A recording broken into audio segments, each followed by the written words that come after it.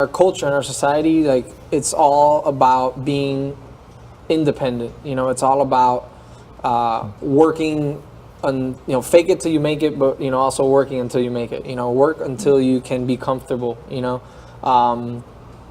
car you drive, the amount of women that you're with, the job that you have, how you look. And I was somebody that I was in the fitness industry for 6 years, so it's all very superficial. It's all about how you look and, kind of this image that you're portraying. So there were a lot of things that my family was able to teach me on values that I knew when I was going out to these certain places. But there were a lot of things that I'm like, that's not good, that's not good. Mm-hmm. But as far as like that rat race, and all being, in this kind of like, again, just like this consumerism, and work until I have enough money to, get married, and then, now the children come, and like everything was just very kind of like cookie cutter. So no, I don't think that at the time I knew that what I was, or where I was seeking, what I was seeking was in the wrong places. Mm-hmm. I'm not going to say that I was going to bars thinking that I was going to find out, who I was meant to be. Mm-hmm. But I didn't think that the life that I was living, I thought that that's what a young guy did. At this time in my life, like that's what, young guys, that are, working, have some sort of success can do right now. I'll get to that later. It's kind of like this, like when I have time, like I'll start to become the man that, Get to that meaning like get to start thinking about those ideas, like who am I supposed to be? Yeah, and get to that point, like I delayed a little bit of like growing up, of mm-hmm. becoming that man. Mm-hmm. I was like, oh, that comes at a certain age, and I'm not there yet, and obviously like we push that back as far as possible. So I think when I started growing, like getting a little bit older, I'll never forget my 25th birthday. Somebody asked me, they always ask you, hey, how do you feel? How does it feel to be 25? And the first time that I was asked that, when I was 25, was the first time that I was like, a little different, actually, Something clicked, and I was like, all right, like I have to start thinking, like, what am I doing with my life, Right. It's interesting. I feel like, well, actually, what would be your answer to the question, what were you created for back then? Because it sounds like a lot of your driving force was more like pleasure-driven than necessarily like purpose-driven. Well, I always wanted to be a father because of the relationship that I had with my father. So I thought what was I created for back then was simply and solely to make money, to be able to afford a family, to be able to give my family the life that my parents gave me. But the problem with that is that I was seeing it from like a monetary, view. Mm-hmm. It was all about I needed enough money to buy enough things to make my kids happy. So yeah, if that makes sense. So kind of being immersed like in that type of lifestyle where it sounds like the pursuit is mostly of money. Were there different signs of like emptiness or not being as satisfied, or like making what you thought would bring you happiness and feeling like it wasn't enough? We talk about the pursuit of happiness, but at the same time, like happiness is temporary, and it's something that, money can't buy happiness, but it can buy, a boat, and is the boat going to make me happy? Yeah, for a day, for some time. But like that deeper fulfillment, that deeper joy that one experiences through relationship, it's not through the boat, it's through like us, right? Through people, through the community we have. Yeah, it was definitely something that it was just seeking things, but because of my family and the relationship and the way I was raised, my dad always told me like things aren't important. However, we had a lot of them, So it was this idea of like you want to give your family everything you have, right, or everything that they would want. So work hard enough to be able to like make that happen, right? So it sounds like from what you were saying that you were seeking and searching for, like accomplishing all these things. But did you ever feel within that like rat race that you were missing something or like something wasn't being filled up in you? Well, I think that the desire to accomplish all these things was something that I was taught. It's something that, so I'm the youngest of four. My brothers and sisters are all very successful in all different types of, professional life. And, my dad was very successful. My mom, does well.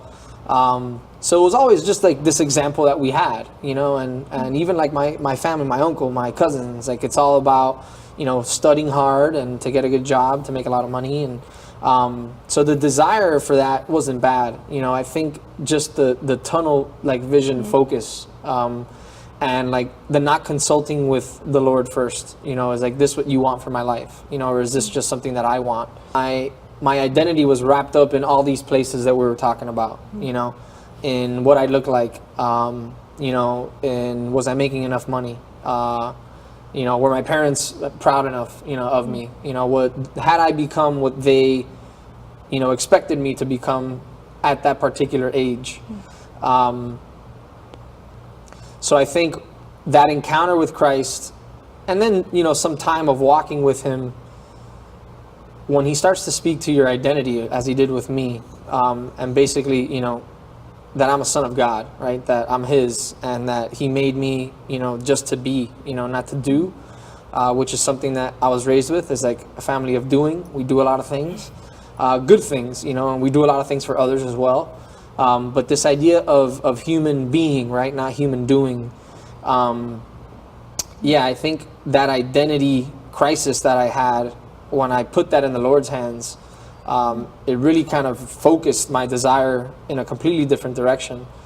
So it wasn't so much about me and what I wanted, or what my family wanted for me, or what I thought I needed to do to make my family happy, but knowing now that I'm a son of God, chosen and like unique and unrepeatable, and that I have dignity because of how he made me.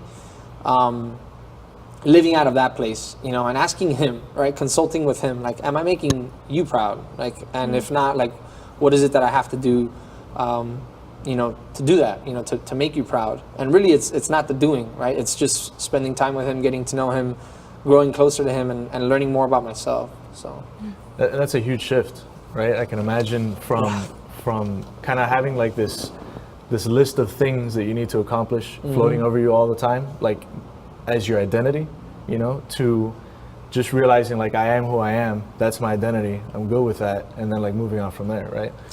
Yeah, definitely a huge shift. And it's like, even in conversations, like you see people out, especially like acquaintances, not us, obviously the conversations that we have, praise God, are different. But the first thing they ask you is like, hey, how's work? Instead of like, how are you? Like, how's your mom? How's your dad? So yeah, that shift went from focused on like what the world has told me that is important, to what now I know is true, and what I know is what is important because I know what is true, and it's kind of like that whole, like, the truth shall set you free, is living from this place of truth, and not allowing. So truth is truth, right? Like, this is, a piece of paper. I can tell you that it's a book, and believe that it's a book, but that doesn't change the fact that it's a piece of paper. And that's the same thing with the truth. Like, we can say whatever we want about it, but the truth is the truth. And until we start living from that place, which, again, praise God, I had that encounter, and slowly, and still, I'm gradually kind of shifting my focus on him. It's a tough place to be when it's kind of like this, like I talked about the wandering years, it's like that show, The Wonder Years, but it's kind of like the wandering years, and it's like this searching of like, who am I, and why am I successful but not happy? It's like you have all these very famous people, celebrities with all the money in the world that are committing suicide. It's like, why is that happening? Like, I imagine too, because you talk about kind of this transition that you're coming into it, right? So it's a process. Is it always steps forward? Are there some steps back? Like, what's been your experience with that? In faith, I believe that all the steps that I take are forward, although they feel sometimes like I'm going backwards. I think just, especially, so like talking a little bit about sin, and kind of like this life that I was living before, and just feeling empty, and not feeling like a man, and being like, man, I'm working, I'm doing well in work, working out, look the type, have, encounters with different girls, like everything the world is telling me that is manly, I'm doing, but I don't feel like a man, you know, Right. like, and you know, we kind of talk about how sin emasculates a man, because they're living out of a place that is not true. You know, they're living out of a place that basically, like, the devil has like a hold on them, you know, and as long as we're where the devil wants us, he kind of leaves us alone. When we start taking those steps towards Christ, kind of to get to your question, he focuses on us, you know, and he kind of like, we have that target on our back, you know, and that's when it kind of feels like we're taking those steps back, because spiritual attacks, they're real, and we're human, you know, and we fall, you know, like Jesus fell 3 times. It's inevitable to fall, you know, but Jesus also stood back up. So yeah, definitely there are times where it feels like I'm taking a step back, but I have community, you know, and people around me, brothers and sisters, to point me in the right direction, to remind me what the goal is. So Yeah.